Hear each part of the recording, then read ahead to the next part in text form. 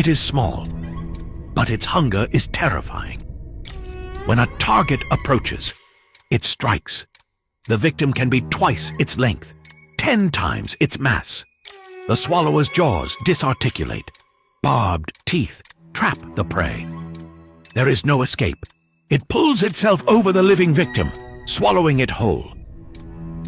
This is the black swallower, a demon of the deep abyss, where light goes to die.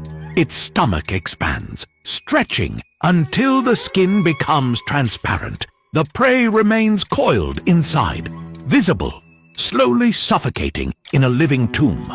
Sometimes this greed is fatal. A meal too large will decompose.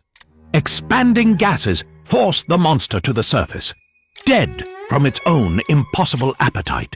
In the deep, survival breaks all the rules.